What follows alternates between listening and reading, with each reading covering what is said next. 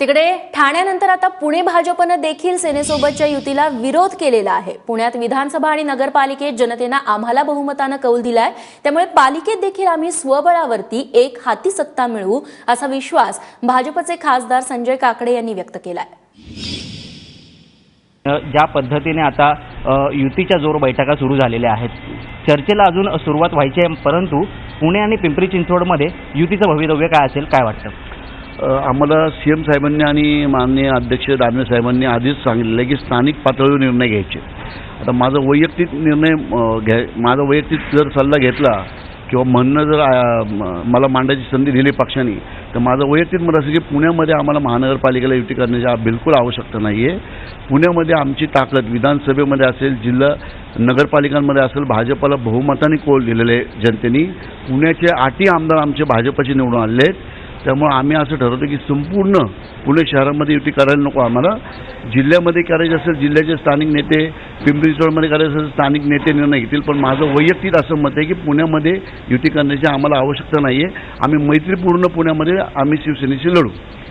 हे मत तुम्ही वरिष्ठांना कळवलेलं आहे? नाही, आम्ही वरिष्ठांना कळवलं, पण वरिष्ठांचं सूर आहे की युती करायची, पण ते मुंबईत युतीला आग्रह आहेत, कारण मुंबईमध्ये शिवसेना ह्याचे 18 आमदार आहेत, पुण्यामध्ये 18 आमदार मुंबईमध्ये आमचे भाजपचे 13 आमदार आहेत, त्यामुळे संख्याबळ दोघांचं समसमान थोडंसं मागे पुढे, पण पुण्यामध्ये आमचे 8 आमदार आहेत, त्यामुळं आम्हाला असं वाटत नाही स्थानिक लोकांना आमच्या युती करावी। आम्ही तो वरिष्ठांना तो आमचा निर्णय कळवणार आहे, मग वरिष्ठ जो निर्णय घेतील तो आम्ही मान्य करू। धावडे असतील किंवा घोलप असतील यांचा पक्षप्रवेश तुमच्या माध्यमातून झालेला आहे, परंतु काल विठ्ठल शेलार यांच्यावरून बऱ्याचशा बातम्या आल्या, अतिशय गंभीर गुन्हे दाखल आहेत विठ्ठल शेलार यांच्यावरती, घृणास्पद हत्येचे गुन्हे सुद्धा दाखल आहेत। अशा व्यक्तीला जेव्हा पक्षात प्रवेश मिळतो त्यावेळेस तुमचं काय म्हणणं आहे, तुम्हाला काय वाटतं? विठ्ठल शेलारचा असा विषय होता की संपूर्ण पुणे जिल्ह्याची जिल्हा परिषदच्या निवडणुका आलेल्या आहेत आणि त्यावेळेस बापटसाहेब सगळीकडे फिरतात, प्रवासामध्ये बरेच कार्यकर्ते आमच्या पक्षात येतात।